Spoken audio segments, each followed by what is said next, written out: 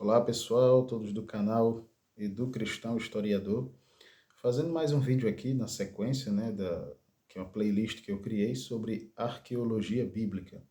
Se você, tal qual a minha pessoa, gosta desse mundo, de entender e compreender mais sobre a Bíblia, e nada mais justo do que entender um pouco, sobre arqueologia, história, cultura e etc., e semelhantes, para que nós possamos ter um acesso e um entendimento melhor acerca da Bíblia Sagrada, das suas narrativas e de suas histórias. Então, nesse vídeo, se você acompanhou aí, eu fiz uma introdução, aliás, na playlist, de arqueologia bíblica. Eu coloquei a introdução, parte 1 e parte 2, e nesse vídeo eu vou falar sobre 5 características, que a arqueologia favoreceu a Bíblia, que ela trouxe pontos positivos acerca do estudo e do ensinamento da Bíblia e também, efetivamente, de suas comprovações históricas, se nós podemos usar essa expressão, comprovação histórica. Então, a arqueologia bíblica ela tem ajudado muito nos últimos anos, de 2010 para cá, tem favorecido muito acerca do exame e da pesquisa das Sagradas Escrituras, as escrituras judaico-cristãs. Então eu gostaria de, como eu disse, 5 características. Eu gostaria de mencionar aqui.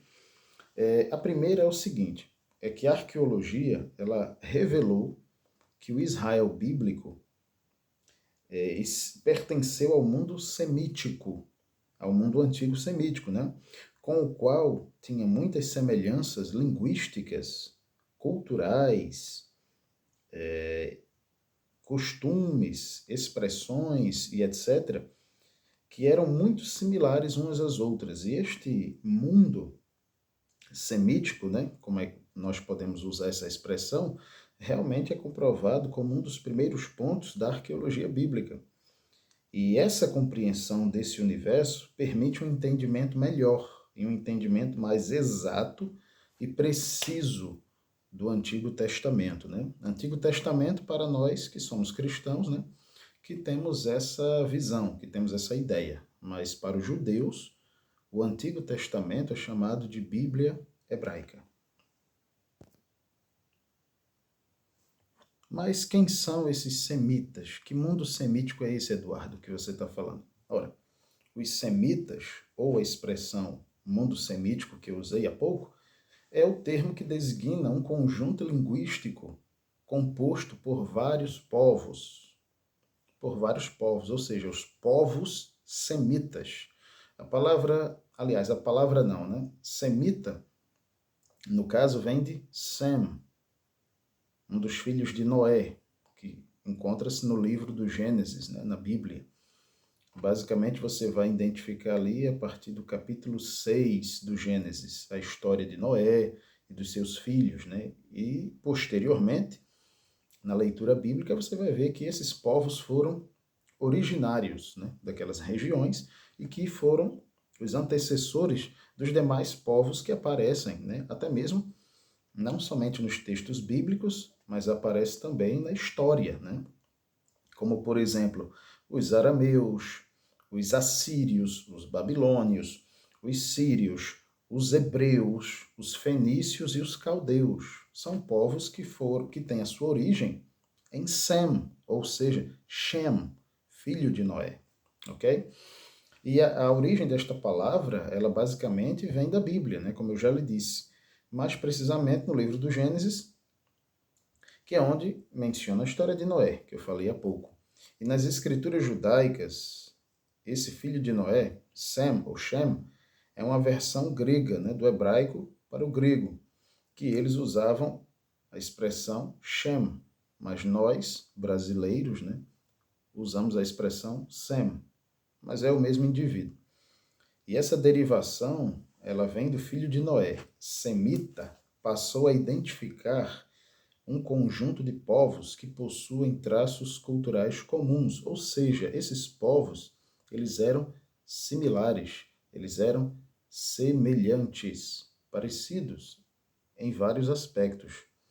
Em aspectos linguísticos, a pronúncia era muito similar, a cultura, os hábitos, a alimentação, existiam roupas que eles se vestiam, aliás, eram similares, e etc, etc, etc. Continuando, a segunda característica que a arqueologia contribuiu foi o seguinte: comprovou muito a historicidade bíblica. Por quê, Eduardo? Porque dezenas de lugares e fatos anteriormente contestados por críticos céticos, principalmente do século XIX, foram mais do que comprovados pela pesquisa arqueológica. Então, quando eu disse século XIX, é pelo simples fato de que, como houve o desenvolvimento cultural naquela época, desenvolvimento principalmente científico, e entre militares, tecnológicos e entre muitas outras coisas, naquele período também, né, no século XIX, veio aí a ideia, né, a pesquisa do Darwin, né, acerca de muitas coisas da biologia, do início da humanidade ou do desenvolvimento, né, do evolucionismo humano, e por assim dizer, e das espécies, que também contribuiu em muito para o questionamento acerca da Bíblia, se era verdade, se era mentira, entendeu? Então, a arqueologia, que ela começou a engatear ainda nesse período do século XIX para o século XX, ela estava engateando, né? Aí começaram a se descobrir muitas coisas que comprovaram os textos bíblicos do Antigo e do Novo Testamento, como, por exemplo, as muralhas de Jericó, como, por exemplo, as terras semíticas, né, desses povos oriundos. Um outro exemplo, os achados arqueológicos de Qumran, pergaminhos do Mar Morto, e por aí vai. Terceiro, o estudo da arqueologia não resolve todas as dificuldades bíblicas. Isso é um ponto a se entender.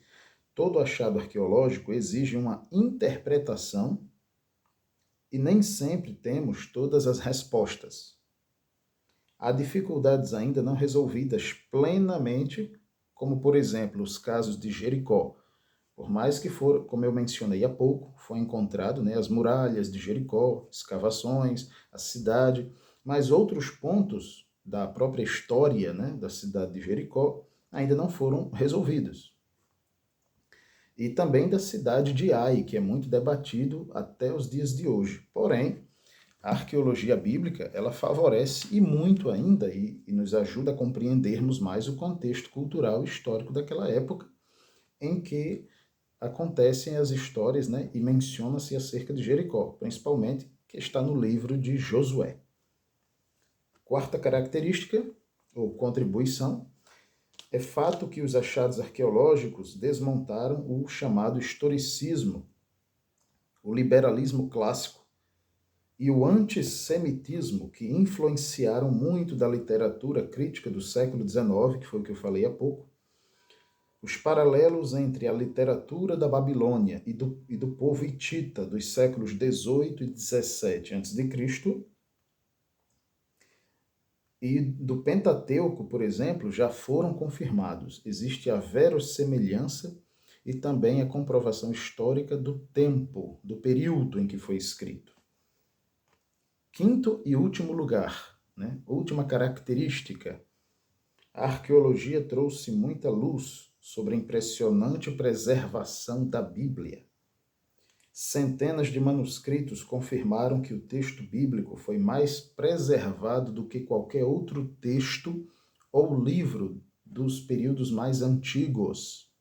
Ou seja, os textos bíblicos, eles superam a sua conservação e preservação e conteúdo em muito mais elevado do que outros textos e livros antigos da humanidade.